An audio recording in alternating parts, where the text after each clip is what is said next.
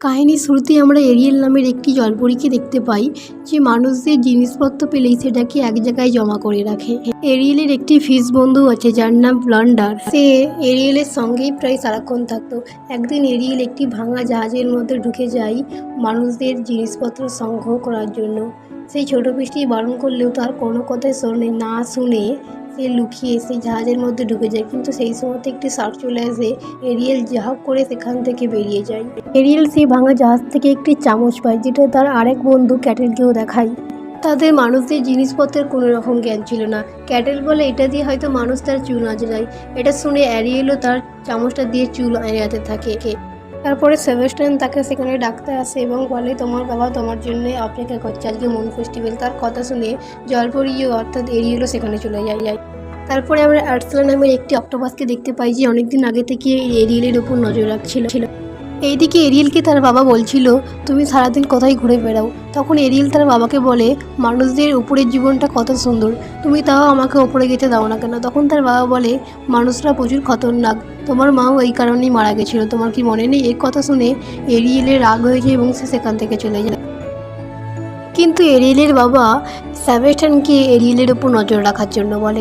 এদিকে এরিয়েল তার সংগ্রহ করা মানুষদের জিনিসপত্র দেখছিল আর ভাবছিল মানুষদের জীবন কত সুন্দর, সে ওপরে যাবে। এইসবই ভাবছিল। সে হঠাৎ করে উপর থেকে আলো দেখতে পায় এবং সে আলো ফলো করে উপরের দিকে যায়। সে উপরে বোম ব্লাস্ট দেখে ভাবছিল যে মানুষদের কাছে কত রকম নতুন নতুন জিনিসপত্র আছে, এবং সে একটি জাহাজের কাছে যায়। সেই জাহাজে এরিক নামের একটি রাজপুত্র ছিল, যে নিজেকে রাজপুত্র বলে মনে করতো না। সে সবার সাথেই মজা করতো আর এইসব কিছু লুকিয়ে লুকিয়ে জলপরীটি দেখছিল। তারপরে হঠাৎ তুফান আরম্ভ হয় সমুদ্রে এবং জাহাজেও আগুন লেগে যায়। সবাই বোর্ডের মধ্যে চলে আসলেও এরিক জাহাজের মধ্যেই রয়ে যায় এবং জলে পড়ে যায়। এরিয়েল এরিককে বাঁচিয়ে একটি কিনারায় নিয়ে গেছিল এবং সেই প্রথমবার মানুষকে হয়তো সামনে থেকে দেখছিল। সে এরিকের সাথে কথা বলবে ভাবছিল, কিন্তু সেই সময় সৈনিকরা সেখানে চলে আসে, তার ফলে এরিয়েল জলে চলে যায়। আবার সেই আর্সলা নামের অক্টোপাসও এরিয়েলের ওপর নজর রাখছিল। এরিয়েল এত সামনে থেকে মানুষকে দেখে সে মানুষদের দুনিয়ায় যাওয়ার কথা ভাবে এবং খুব খুশি হয়। আর এইদিকে এরিকের যখন হোশ আসে, সে বলে সেই মেয়েটি কোথায় যে আমাকে বাঁচিয়েছে। তখন তার বাবা মারা বলে, আমরা তাকে খোঁজার জন্য লোক লাগিয়ে দিয়েছি, তোমাকে টেনশন করতে হবে না। কিন্তু এরিক তাও সমুদ্রের সামনে এসে তাকে ডাকতে থাকে। আর এইদিকে এরিয়েল দুঃখী ছিল, সে ঠিকঠাকভাবে কারোর সাথে কথা বলছিল না। তার এই সব ব্যবহার থেকে তার বাবা সেবাস্টিয়ানকে তার ব্যাপারে জিজ্ঞাসা করে এবং সেবাস্টিয়ানও বলে দেয় যে সে উপরের একজন মানুষকে ভালোবেসে। আর এই কথা নিয়ে এরিয়েলের তার বাবার সাথে ঝগড়া হয়ে যায়। আর বাবা কিছুতেই তাকে মানুষদের দুনিয়ায় যেতে দেবে না।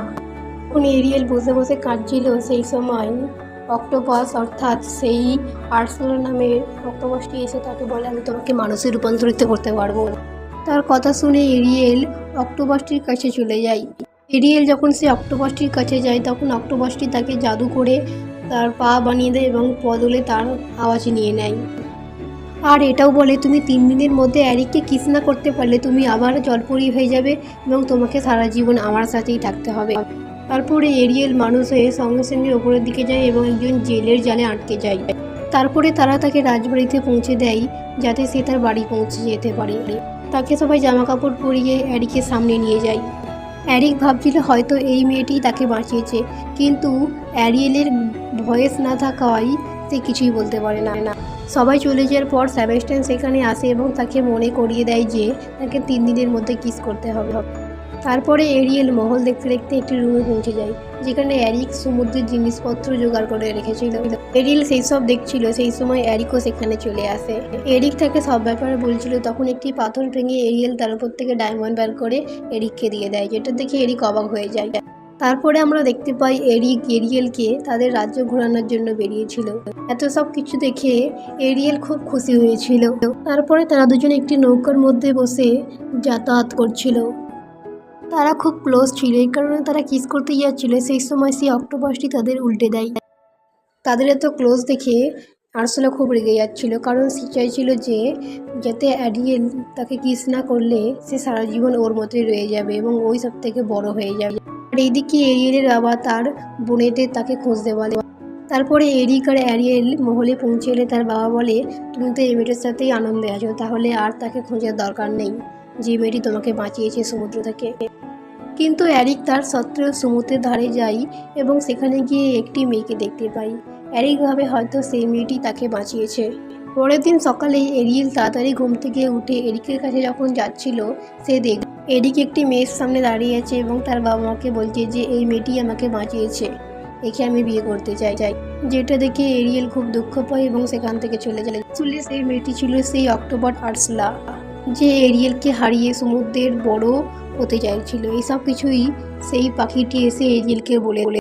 এরিয়েল আর সেই রূপধরা মেয়েটির মধ্যে প্রচুর মারপিট হয়। এরিয়েল আরসলার লকেটটিকে ভেঙে দেয়, যার কারণে সে তার আওয়াজ ফিরে পায়। তার আওয়াজ ফিরে পেতে সে রাজপুত্র অ্যালিককে যে বলে দেয় যে সেই তাকে বাঁচিয়েছে। এর মধ্যে কি হতে যাচ্ছিল সেই সময়তেই তার 3 দিন পূরণ হয়ে যায় আর এবং সে আবার জলপরীতে পরিণত হয়।